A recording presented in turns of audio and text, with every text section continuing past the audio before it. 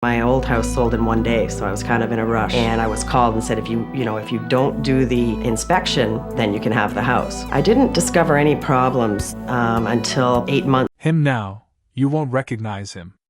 In 2015, Mike Holmes put his face on 25 homes in Ontario. Floor goes here? Why are we so far out? Oh no. This is what I didn't want to see. I need you to come back to your house as soon as you can, okay? I got something we have to talk about. He called them homes approved. Buyers paid premium prices because they trusted him. 9 years later, Into it when I started to have a leak in the basement. A simple leak should be easy to fix. Definite leak from the top here. Oh, well, I don't like this. This has got to come down. See how far back the excavators arrived. They weren't there to fix anything. They were there to tear the houses down. The families who trusted him lost everything. The man who built his empire on fixing other people's mistakes had made the biggest mistake of all. The truth about what really happened will leave you speechless. Mike Holmes was born on August 3, 1963 in Halton Hills. His family was poor, but he didn't know it. Every night, dinner was Kraft dinner and hot dogs, enough to feed everyone for under $2. His parents, Jim and Shirley, never let their kids feel the weight of their struggles. They'd shop late at night for discounts. Shirley could stretch one chicken into 7 meals. Even with worn-out shoes and hand-me-down clothes, the kids believed they were middle class. Their parents kept the truth hidden with love and effort. That quiet strength left a mark on Mike for life. He grew up believing that people shouldn't suffer in silence, especially not because of bad construction or dishonest work. At just 3 years old, Mike started following his father around job sites. Jim worked at General Motors but took on extra construction jobs on weekends. Mike wasn't just tagging along, he was learning fast. By 4, he could identify pipes by touch and knew his way around electrical wiring. People started noticing. On one job, Mike found a serious plumbing mistake that would have caused major damage. His father got a $500 bonus, which meant food on the table for 2 weeks. Mike wasn't playing, he was solving real problems. These weren't lessons from a classroom. They were lessons from life. At 6, Mike rewired their entire house. The home had dangerous old wiring. Hiring an electrician was too expensive, so Jim taught Mike how to fix it himself. Over 6 weekends, the boy ran new wires, replaced outlets, and made everything safe.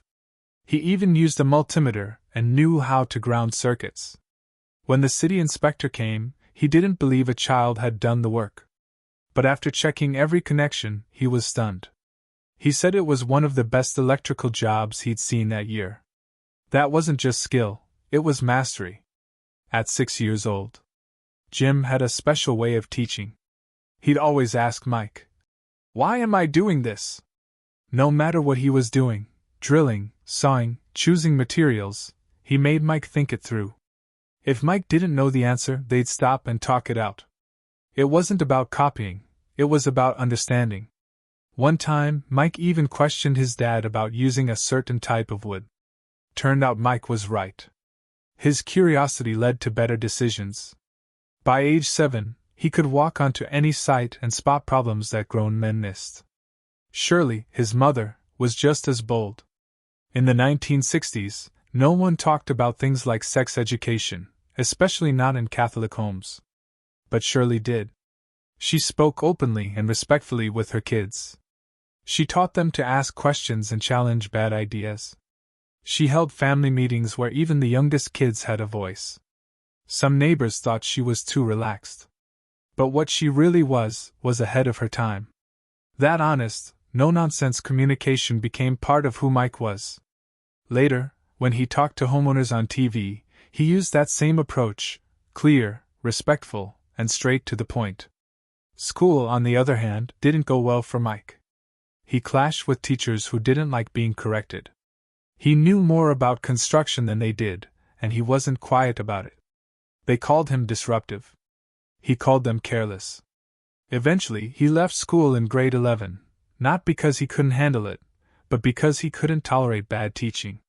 He was right.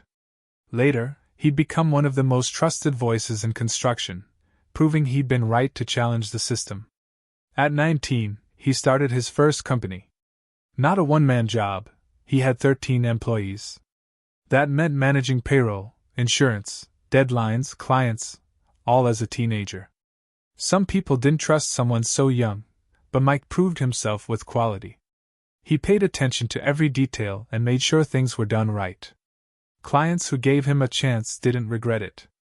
By 21, he owned a business and had a child. While his friends were out partying, Mike was running projects and changing diapers. He had to earn enough to feed his family, pay his crew, buy tools, and still get the job done. It was hard, but he did it. From the start, his business focused on doing things right, not just making money. He used better materials, took more time, and sometimes fixed things at his own expense. That earned trust, but it nearly cost him everything. In the 1990s, the recession hit hard and the construction industry collapsed all across North America. Suddenly, clients didn't care about quality. They wanted the cheapest option, no matter how bad the job was. The market filled with cut-rate contractors, and Holmes couldn't compete with their prices. His reputation couldn't save him. One by one he had to let go of his employees. He sold his company building. He lost his contracts. His dream was crumbling right in front of him. The pressure was suffocating. His family life had already been strained. He married at 19, become a dad at 21, and was now raising 3 kids while running a failing business. The long work hours and constant stress made things worse at home. Fights with his wife became more common. They were young, overwhelmed, and now drowning in debt. At just 30, Holmes was facing divorce. It wasn't just heartbreak. It meant legal fees, child support, and splitting up what little was left. He had lost his business. Now he was losing his marriage too. Then came the worst blow of all. Only a month after the separation, Holmes got a phone call that shook him to his core. His father, Jim Holmes, had died. It was a freak accident. He had fallen down a basement staircase that had no handrail. He broke his neck and died instantly. Jim wasn't just Mike's dad. He was his mentor, his teacher, the man who taught him everything he knew about tools, construction, and doing the job right. His father had believed in him when no one else did. Now, just when Mike needed him the most, he was gone. The timing couldn't have been crueler. Mike was already at rock bottom. He had no income, no company, and now no car. He'd been forced to sell it just to pay bills. For a contractor, losing a car meant losing the ability to work. He had gone from a successful business owner to a man who could barely afford to feed his kids. Bankruptcy followed. He felt ashamed, defeated, alone. At an age when most people are building their future, Mike was scraping the bottom just trying to survive. Everything hit him at once: the business collapse, the divorce, the loss of his father, the financial ruin, the humiliation of bankruptcy. It felt like life was coming after him from every direction. He'd lost his role as a provider. He'd lost a man who shaped his values. And he had no idea how he would rebuild anything. But somehow, he kept going. He didn't know what the next chapter would be. But he knew one thing: he had to keep moving. In 2001, Mike Holmes was just a stagehand making $400 a week. He worked behind the scenes on a small HGTV show, quietly building sets while carrying a much bigger dream. He wanted to educate homeowners and protect them from shady contractors. But when he pitched his idea to television networks, they laughed him off. They thought the home renovation craze was over. Executives wanted clean, shiny makeover shows, not a tough contractor calling out fraud. They didn't see any potential in a guy who just wanted to fix things the right way. For over a year, Holmes held on to his vision, while the industry slammed the door in his face. Everything changed in 2003. Michael Quast, a programming director at Alliance Atlantis, noticed. Holmes, while visiting the set, wasn't pitching a show. He wasn't trying to impress anyone. He was just ranting loudly about all the ways contractors were ripping people off. Quast later said he had veins popping out of his neck and just wouldn't stop talking. That passion was real, and it was powerful. Holmes didn't even want to be on camera. He kept saying he was just a contractor, but Quas pushed him to try, and once he did, everything started to move. It still took another full year before their show Holmes on Holmes would hit the screen. But now the idea had finally found a believer. Getting the show on air was only the first battle. Finding people willing to be on it, that was even harder. Nobody wanted Holmes inside their house. He wasn't a star yet, just a big guy with tools and a loud voice. So the crew got creative. They took a picture of their electrician with his butt crack showing and turned it into a flyer. The slogan, "Tired of getting a bum deal?" Holmes walked around handing those flyers out himself, on busy Toronto streets, in Home Depot parking lots, anywhere he could. It was humiliating, but it worked. Slowly, people started to call. When Holmes on Holmes first aired on HGTV Canada in 2003, it looked like just another home renovation show. But it didn't stay small for long. Within a few years, it was showing in over 90 countries. People in Canada, Australia, the UK, New Zealand, and South Africa all started tuning in. What caught their attention wasn't flashy design or cheerful hosts. It was Mike Holmes ripping apart bad renovations and fixing them the right way. He didn't sugarcoat anything. His tough, honest style hit home with viewers all over the world. At one point, HGTV said one of his episodes gave them the highest ratings they'd ever seen. Some shows were aired more than 20 times a week. By 2009, his shows weren't just popular, they were breaking records. While most HGTV shows pulled in about 30,000 to 50,000 viewers per episode, Holmes was drawing over 300,000. That's 10 times the usual numbers. It completely changed what networks thought home renovation shows could do. That same year, Holmes in New Orleans won the Gemini Award for Best Lifestyle Series. At its peak, Holmes on Holmes became the highest-rated show on Canadian HGTV. What made it different was the loyalty. Fans didn't just watch once, they came back week after week, sometimes multiple times. For a show about fixing bad jobs, that kind of audience was unheard of. But Holmes made home improvement feel personal, urgent, and real. Instead of just sticking with one show, Holmes built a smart media empire. In 2009, he launched Holmes Inspection, which shifted focus to bad home inspections. It aired for 52 episodes across 2 seasons. That show uncovered failures in the inspection industry and gave people clear advice on what to watch for. Then came Holmes Makes It Right in 2012, which ran for 2 years. This time, he tackled even bigger renovation disasters. But he didn't stop there. In 2016, he went a step further with Holmes, Buy It Right, helping people spot problems before they bought a home. That show earned a 9.1/10 rating on IMDb with 44 reviews. Every new series focused on a different stage of home ownership. Together they created a full journey from buying to fixing to living safely. What set Holmes apart wasn't just the TV success, it was trust. In 2012, Forbes ranked him the 3rd most trustworthy celebrity in the world. Only Morgan Freeman and Ron Howard ranked higher. He beat out names like Michael J. Fox, Betty White, and Tom Hanks. And in Canada, Reader's Digest listed him as the 2nd most trusted figure in the country, right behind environmentalist David Suzuki. These rankings weren't random.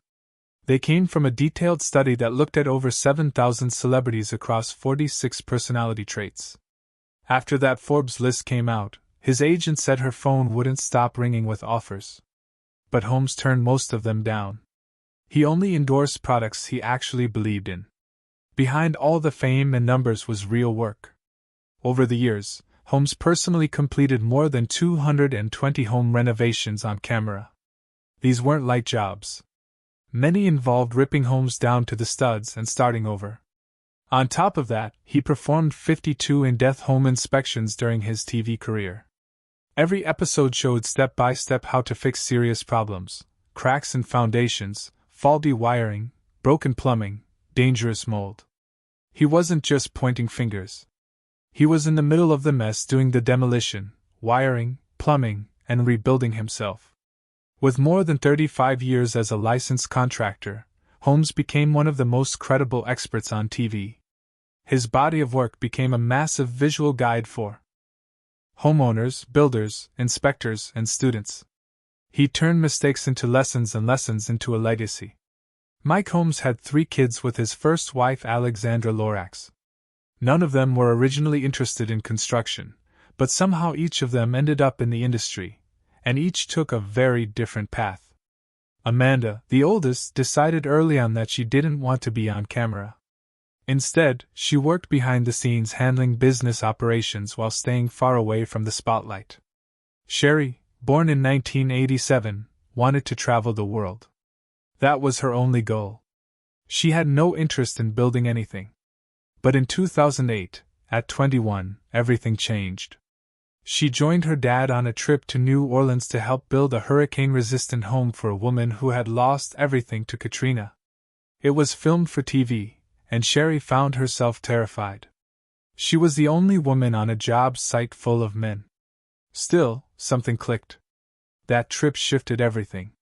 She became passionate about the work, especially accessible design and smart homes. By 2017 and 2018, she was named a Women Build Ambassador for Habitat for Humanity, twice. She also became known for her skill with framing and tiling, eventually commanding $10,000 to $20,000 just for speaking engagements. Mike Jr., born in 1989, also didn't want to follow in his dad's footsteps. He wanted to become a firefighter. At 14, he took a summer construction job just to make money. But the more he worked, the more he loved it. Over time, he mastered engineering and construction, got licensed, and began leading major builds on his own. He also became a woodworking enthusiast and a television host. His biggest challenge: leading the build of his father's high-tech dream garage on camera. As their skills grew, the family came together to launch a TV series called Holmes Family Rescue in December 2021. It was a hit, over 25.5 million viewers in its first season. It ranked as one of cable's top 3 non-sports shows. The show followed Mike, Sherry, and Mike Jr. as they helped homeowners recover from construction disasters. Audiences loved the mix of skill, heart, and humor. The second season dropped in spring 2023 with 12 episodes. After a 2-year break, HGTV brought it back for season 3 with 8 new episodes starting June 4, 2025. Ratings stayed solid around 774,000 viewers per episode with a 0.25 average rating. The best part, the show wasn't just about fixes anymore. It showed how working together brought the family closer. Mike even said, "It's not just me teaching them anymore. We're friends now." That connection didn't always exist. Mike later admitted something painful. For much of his kids' childhood, he wasn't around. He said, "In construction, you don't have a life. I never really did see my kids when they were younger." It stung more because his own father, Jim Holmes, had been his greatest influence. Jim taught him everything about building from the time Mike was 6. He called his dad Superman. But when Mike was 30, things fell apart. His business went bankrupt during a recession. He lost his marriage. A month later, his dad died. He fell down basement stairs that didn't have a handrail. It was brutal. But working with his kids as adults gave Mike something he didn't think he'd ever have: time with them. "If I didn't have them working with me," he said, "I'd barely see them." That bond only deepened with the next generation.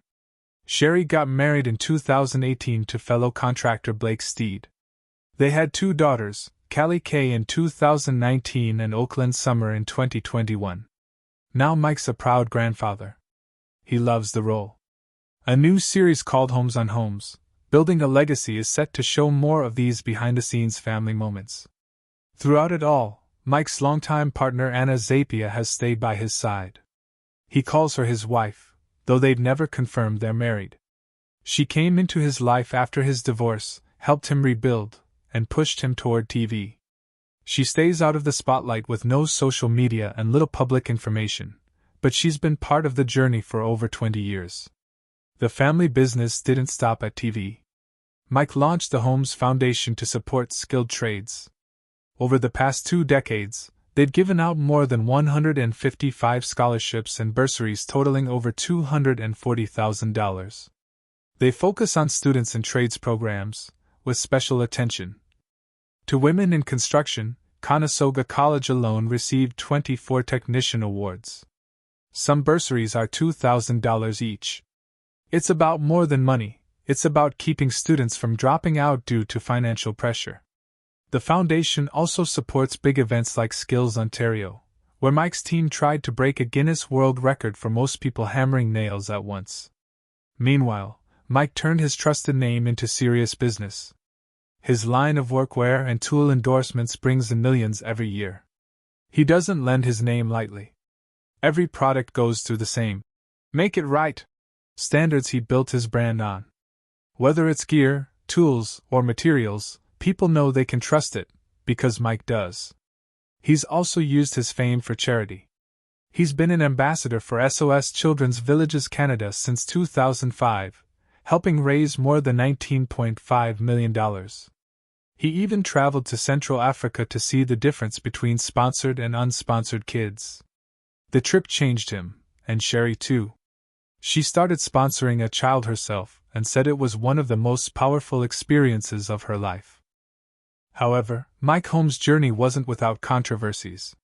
The story began in 2015 in Meaford, Ontario, with the launch of Terracewood, a boutique development of 25 homes. The project came with a powerful selling point. It was branded as Holmes Approved Homes, backed by the famous Canadian contractor Mike Holmes.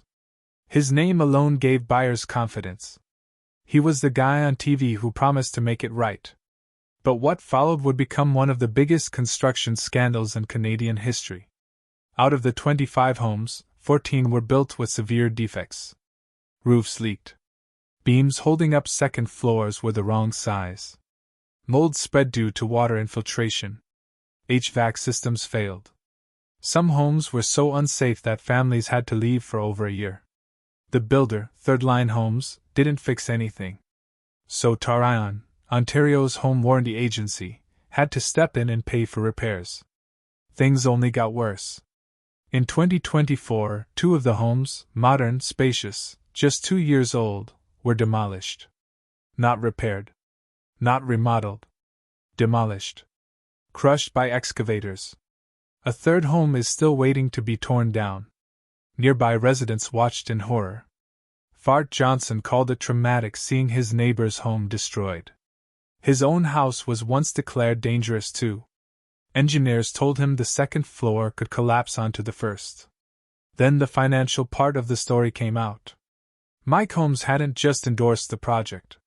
Through his company, M. Sure Homes Holdings Limited, he gave the builder 2 private mortgages worth $390,000 at 10% interest.